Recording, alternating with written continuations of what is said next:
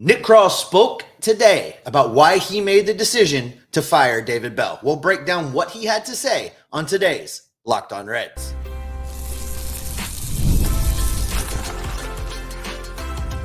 You are Locked On Reds, your daily Cincinnati Reds podcast, part of the Locked On Podcast Network, your team every day. Welcome to Locked On Reds. My name is Jeff Carr. His name is Steve Offenbaker, and we are lifelong Cincinnati Reds fans bringing you daily Reds content here on the Locked On Reds podcast that is part of the Locked On Podcast Network, your team every single day. And on today's podcast, we're going to be discussing the press conference that Nick Krall had on Monday morning-ish. It was almost noonish whenever he gave the press conference, explaining his decision, and he stressed that, his decision to fire David Bell as manager. We're going to get into the fact that he said they are going to conduct a thorough search, what we think that entails, what accountability means in the managerial search, what sort of qualities is Nick Krall looking for. And we are going to start, of course, though, with the philosophical differences that once pressed, Nick Krall actually described what that meant. That's all coming up on today's Locked On Reds podcast that is brought to you by Booking.com. Booking.com can help you find the right stay, and it'll make you a fan of any U.S. city, even your baseball rivals. Book today on Booking.com or on the Booking.com app. And where we will begin today, Steve, there's a lot of clips. We want to basically kind of give you the Nick Krall press conference, the important parts, the things that we really need to focus on. And there were a lot of things that he had to say. It was a very insightful press conference, albeit there were times where he tried to be vague, but there needs to be a lot of credit levied toward the folks that cover Reds baseball in this city because they pressed him. They made sure that he said what they needed him to say. Yeah, this was a Reds press conference that wasn't really like any other in recent memory. The Cincinnati media pushed back. They forced Nick Krall, I think, to say some things that he didn't necessarily want to get to, but also couldn't avoid if pressed. And they pressed him, and credit to them. And we'll get into some more specific examples of that coming up here in just a minute. I do want to say we're giving you most of the Nick Krall press conference. We're not doing it in order. We kind of rearranged the questions in order of importance that we felt. So I think the thing that's on everybody's mind, the thing that I saw the most, Jeff, on social media last night as we were preparing to go live, during the comment section while we were live, and then after and this morning, were people questioning the timing of this decision, wanting to know why now fire David Bell. We made the decision over the last couple of days, and this was the best decision to make right now. If we make the decision now, it allows us to meet with everybody on the last road trip. It allows us to start this process and give us a week head start as opposed to waiting when you know what the decision is going to be. So a couple of thoughts on that. I guess they really didn't like the idea of having a lame duck manager, even if it was just for 1 week, 5 games worth of a week. But I find it interesting that he said we're going to use the road trip to interview potential candidates, because I still feel like there are options for him that they have already kind of put down on a list. And he said multiple times, and Gordon Whitmire and a couple of other folks tried to press him on this, and he repeated himself multiple times that they have not yet begun the process of interviewing people. But I don't know why it had to happen in the final week of the season as opposed to the first week of the offseason. See, I have a little bit different take on what he said there, Jeff. I think that's less about interviewing candidates and more about talking to the coaches that are remaining on the staff. Also, burying the lead, we did learn today that Pickler is out. The Reds also fired Jeff Pickler in this move when they fired David Bell. I think they're going to use this week to talk to the remaining coaches, find out who's interested in being brought back. There's no guarantee that any of these guys are going to be back. I think talk to them about the redefining of their roles. Everybody's kind of playing musical chairs a little bit for these last 5 games. I think you're going to use that time to talk to those guys, see who's interested in being back, so that when they do make this hire, they can make a presentation to that manager of, these are the guys that are existing. These are the ones that are willing to stick around. Where do you want to go from here? I think that's why they want the 5 days. Yeah, and I know that Nick had said that they had talked to some coaches, not all of them. Freddie Benavidez was one that they actually did not talk to about the entirety of what's going on. I'm sure they talked to him enough to say, hey, you're going to be the interim, but they didn't really go into detail with that. But I found this interesting because, this entire press conference, he's going on, he's talking about this, talking about that, giving the reasons why. It wasn't until about halfway through the press conference that Nick Krall confirmed that ownership did not make this decision. This was Nick Krall's decision. This was my decision. I mean, obviously everybody was involved. We've talked to them. I talked to Bob about this over the last few weeks, couple days, yesterday, but this was my decision. So the buck stops with him.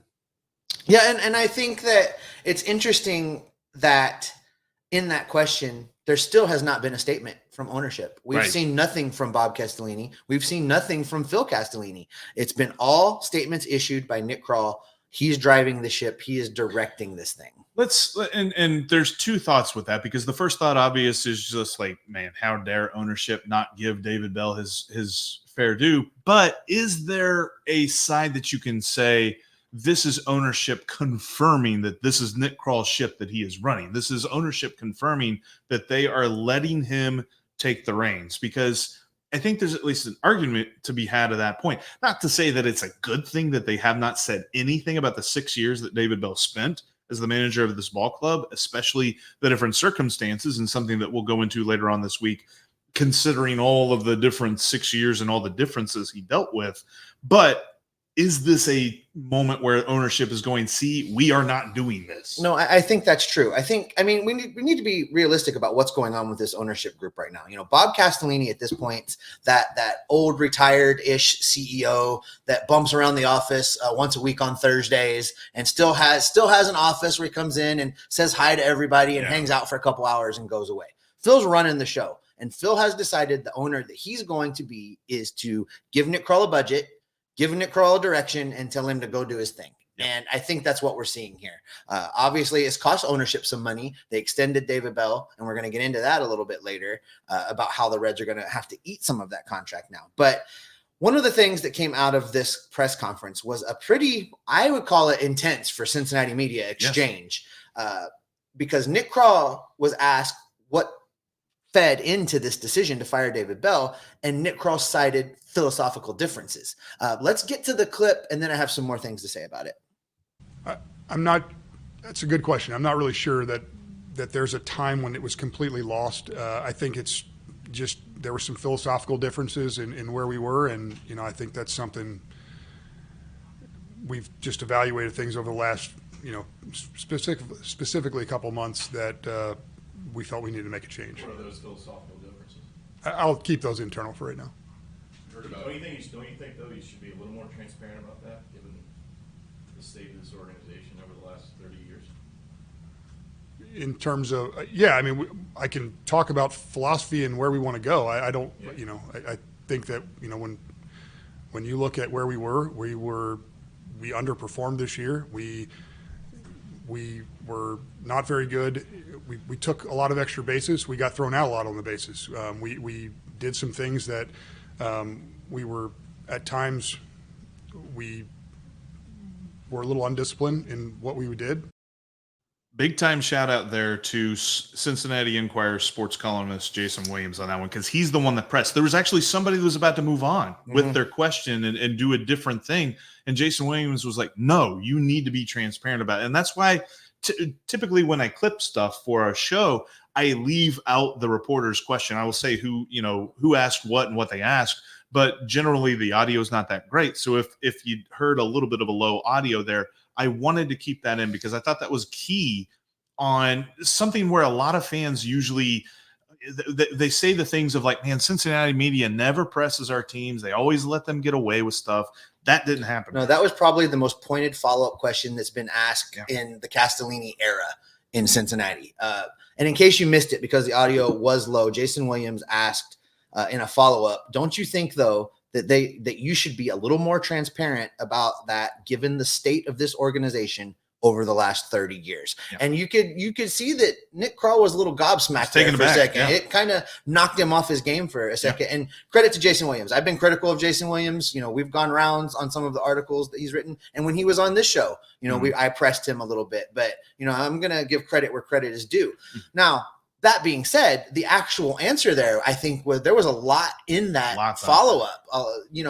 We've talked about this team being undisciplined. We've talked about there being no accountability. We've talked about our frustrations with how David Bell was handling things and coming to pressers and saying that everything was fine and that they were close and that they were doing well. Well, clearly they weren't doing well, and management verbalized that they felt the same way we did, that this team was undisciplined. Because there were mistakes that they made in April that they continue to make in September. And it was very obvious that if anything was said to a player that made that similar mistake, it was, get him in the next game, man. You'll get him next time. And it really wasn't anything critical. At least that's how it appeared to us watching the game. And I think that it's great that Nick Krall cites this. And I'm happy that after being pressed, he gave somewhat of an answer. Obviously, he didn't get into a ton of detail, but he got into enough detail that we're like, okay, we now understand what the philosophical differences were. And at least it wasn't a top-down philosophy of,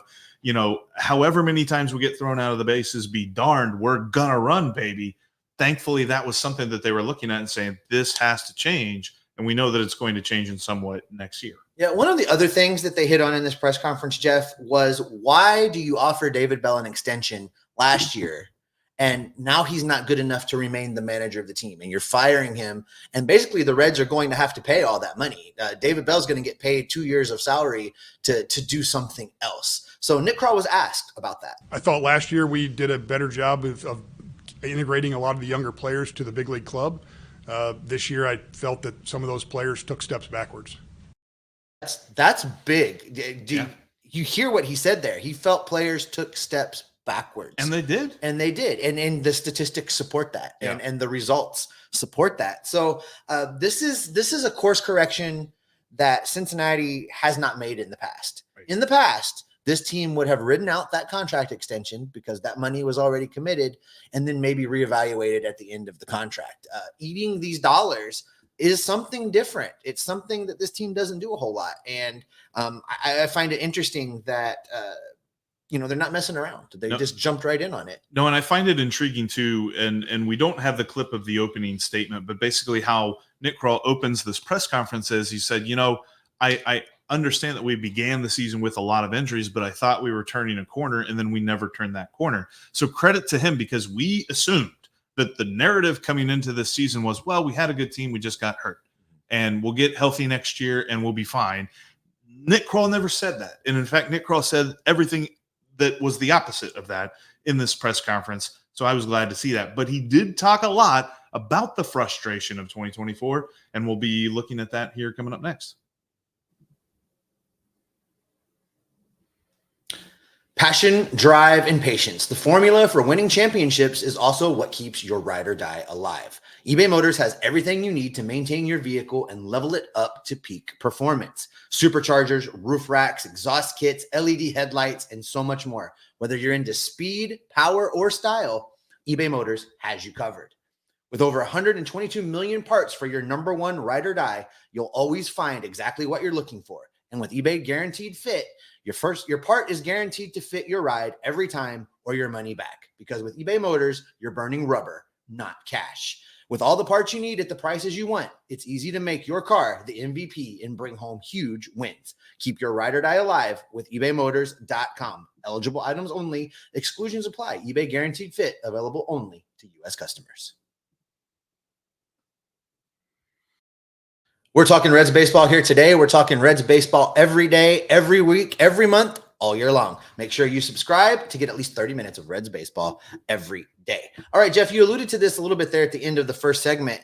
I think the media picked up on it a little bit. I think Nick Krall showed it a little bit more than he wanted to initially, and that was his level of frustration. The more that he talked about the reasons why David Bell was fired, the more that he talked about what led to this decision, the more you could hear and see that there was some frustration from him about how this team performed during the course of 2024. Yeah, obviously you've got injuries right out of the gate, but, I thought we were moving in the right direction. There was times when we played well, we played poorly. I think we just had a lot of inconsistencies throughout the course of the year.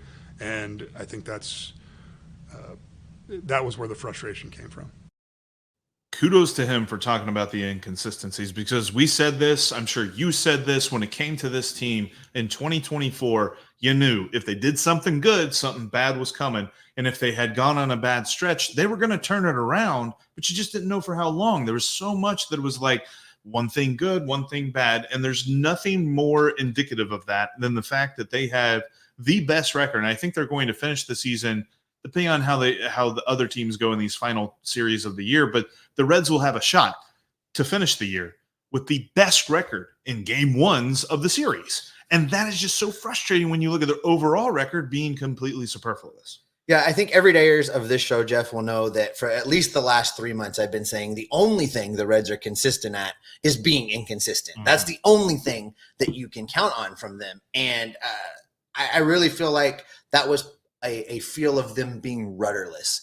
You know, I kept begging for someone to hold the players accountable. I kept begging for there to be somebody to light a fire under the players. I think that when we heard things from Barry Larkin, as an example, on the air, on the broadcast, talking about guys wanting to have a winning mentality and things that were lacking, those were the beginnings of the fractures. I think it was then that things started to break up. So here we are now. David Bell is fired. Pickler is fired. Obviously, there's going to be a bit in a change of philosophy. So, of course, that transitions everybody into wondering, well, what's the short list look like? Who are the guys that the team is already considering reaching out to and giving an interview to?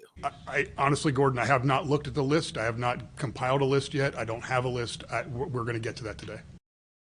And this is interesting. The short clip that we just played is interesting from the standpoint of when we were talking about frustration, not only just with the season, but Nick Krall did get frustrated more and more as this press conference went on. This was in the middle of his frustration because he had been peppered a couple of different times from reporters about what the short list looks like, who they've talked to.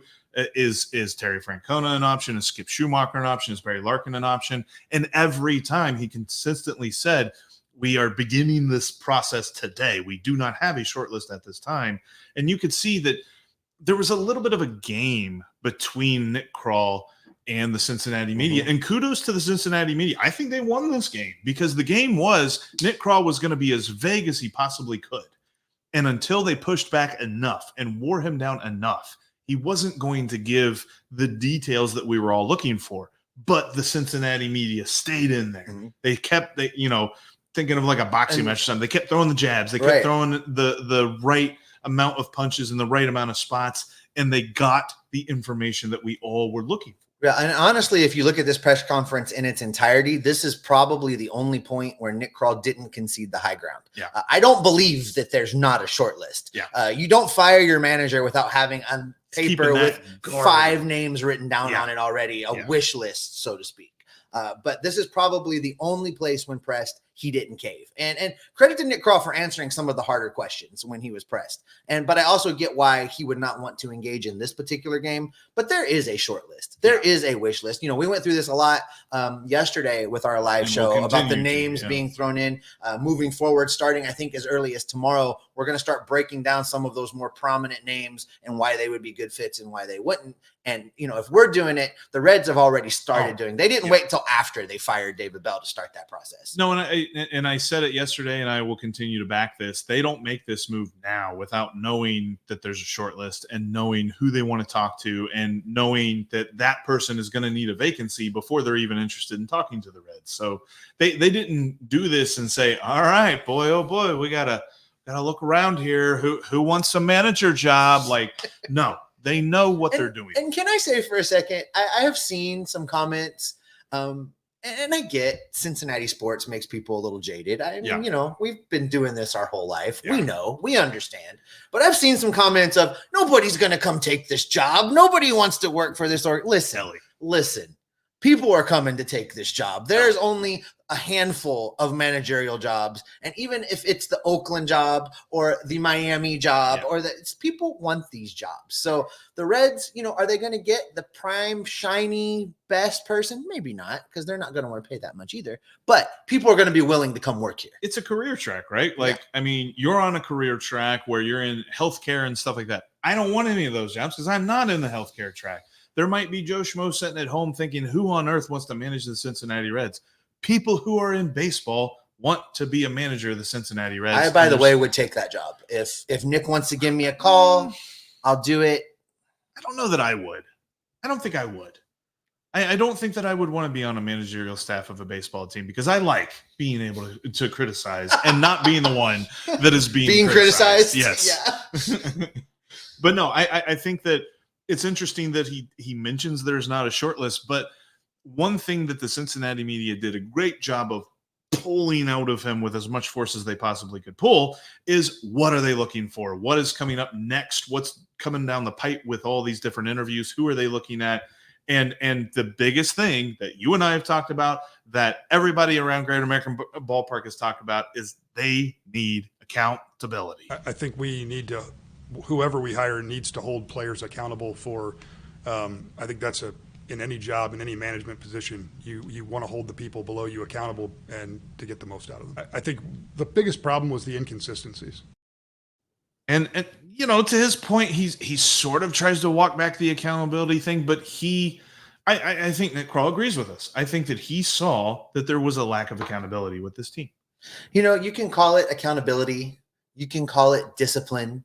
You can call it consequences for action. You can call it a lot of different things, but it's kind of all under the same umbrella. This team was reckless at times. We talked about it with just the stolen bases. It's great that Elly stole so many bases, but there were times where you and I talked off air and you're a little less critical of him than I was, where I'm like, you don't get thrown out in that situation. Mm-hmm. It's all well and good if it's the second inning and you're trying to do something, but you don't get thrown out in a 1-run game in the 8th inning. You don't let that happen. And there were times where decisions were reckless. And then when those things happened, there was never anything from management that led you to believe, well, we're going to talk to Elly about that. We're going to try and rein that in and get him to understand. You know what, David, I can tell you exactly. I don't even need a clip to tell you exactly what David Bell said. Well, he's going to be aggressive. That's who Elly is. And sometimes he's going to get thrown out and sometimes it's going to work. And you got to take the good with the bad in that case. And it's like, no, you don't have to take don't run. You can be good correct without having to worry about being bad. No. And I think those are examples of what Nick Krall's talking about there, because he talked about, we stole bases, but we got thrown out a lot. He talked about that. So for me, I think that all of those words are kind of descriptors for the same problem that this team has had. They need a manager in here that will help encourage players to make the most of their tools, but that will also get them to understand situational baseball, get them to understand that there's a time to do it and a time to not. There's a time you want Elly to maybe sneak a bunt in when he's batting right-handed, but it's not when the game's on the line in the 9th inning. That's not where you want a bunt from Elly. Things like that. Those are the kind of things that they're going to look for the next person to come in. And coming up here in just a minute, we're going to get into at least what Nick Krall is telling us this team is looking for in the way of a thorough search and what those candidates might look like. And we're going to get into all of that coming up next. Today's episode is brought to you in part by Booking.com. There is no better way to follow your favorite baseball team. And the Reds only have 5 games left. You might be looking at a trip to Cleveland or Chicago and thinking, what is the best way to find a spot to stay? Booking.com will help you out with all that, because all you got to do is you type in Progressive Field or you type in Wrigley Field and you find the closest spots to lay your head at night to those ballparks. Booking.com makes that so easy. Plus, as the playoffs come along, maybe you want to go see a playoff game or two. And looking ahead to next year when the Reds go down to Bristol, Booking.com is the best way to do it. I've already used Booking.com to get ready for that. You might want to jump on that sooner rather than later. But Booking.com's got all kinds of great deals and great, the surprise deals that are really like if you pick a 3-star hotel, they can help you find a really good deal on a 3-star hotel in the area that you're looking for. So check out Booking.com, the website today, or download the Booking.com app. They make it easy to do because Booking.com is booking. Yeah. Hey, NFL fans, you can start the season with a big return on FanDuel, America's #1 sportsbook. So when you get a hunch in the middle of a game, you can check out the latest stats, live play-by-play. You can check it all out on one page, all in the same place that you make your bets. You'll get started with $200 in bonus bets from FanDuel, guaranteed when you place your first $5 bet. That's easy money, Jeff, even for you. Money. That's Easy money. And you don't have to win that $5 bet, which is good news for you. Good. You're still going to get the $200 in bonus bets. And you can take that $200 and 5 days left to throw it on the Elly parlay. Now, you made actually a lot on this year. It's one of your better ideas that you've ever had. The Elly parlay. 2+ total bases, 1+ run scored, 1+ steal usually pays about 4-1. So get over to FanDuel.com right now and get in on that action. That's FanDuel.com/locked-on to download America's #1 sportsbook.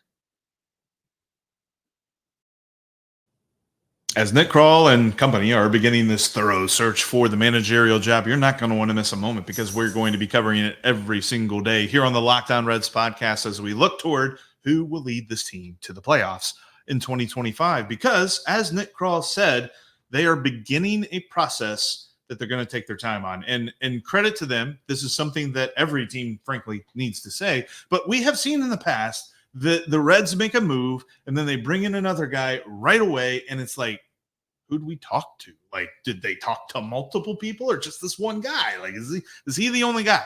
When they brought in David Bell, they did this. And that was ran by Dick Williams at the time. So this is Nick Krall's first rodeo here, and credit to him for saying the correct thing.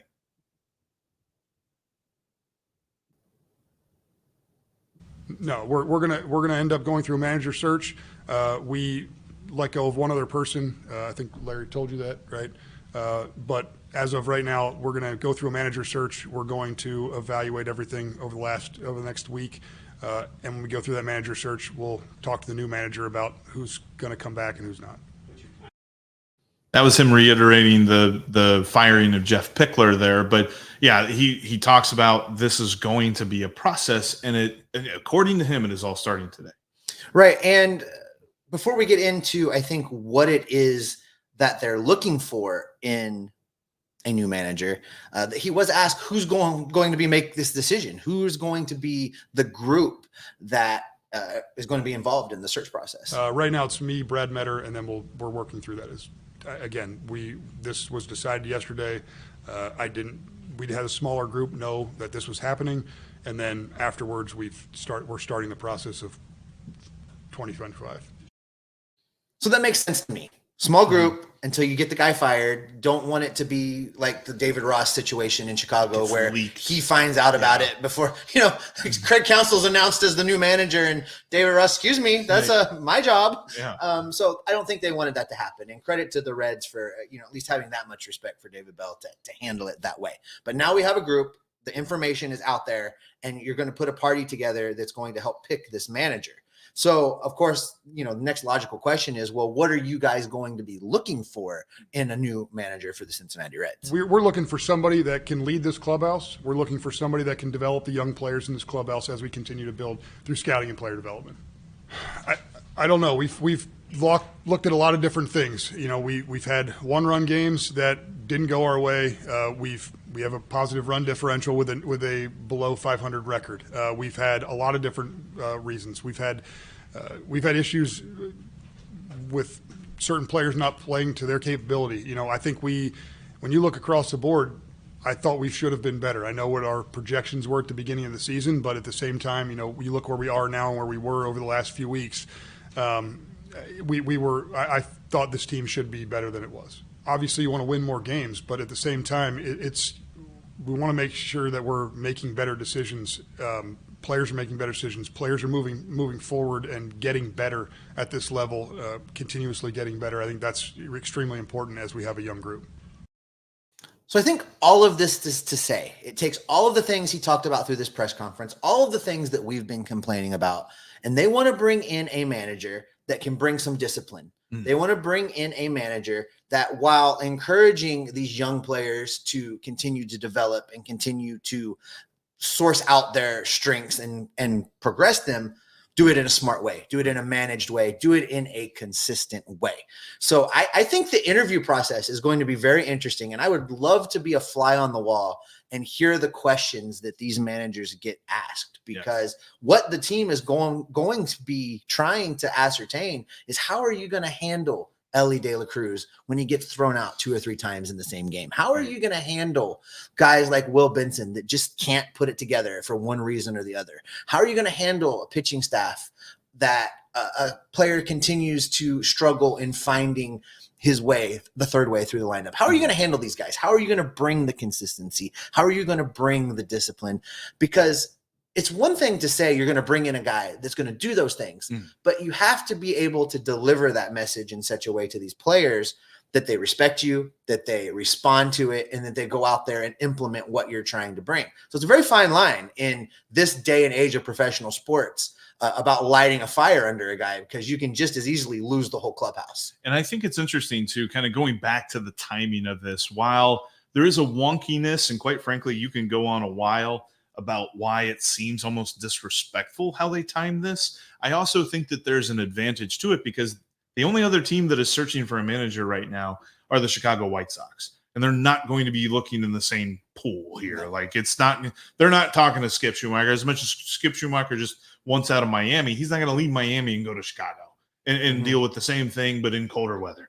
So he's going to be looking for a team that is close to contention. That's where the Reds are. And I believe that this process will probably take maybe a couple of weeks. I don't think we're talking about the World Series here. I think we're talking about, maybe the division series, maybe going on into the conference championship or, league championship series, that you're looking at stuff like this, because don't think that there's a lot of assistant coaches they're talking to on playoff teams or something like that right now. Most of the guys that are available are going to be completely available at the end of this week on September 30th, when everyone is done with the regular season. Yeah, I think that's what we said to each other while we were prepping yesterday, which is if they go out and hire somebody early, then it makes sense to do what they've done. It makes sense to get David Bell out of there. It makes sense to start the process. If they don't make a hire until November, then it really didn't matter. And there's more to this story than they're telling us. Yeah. And at that point, we would definitely have a different tenor to this conversation. But for right now, it certainly appears that the Reds have begun their process. We will continue to monitor the daily rumors, who's involved.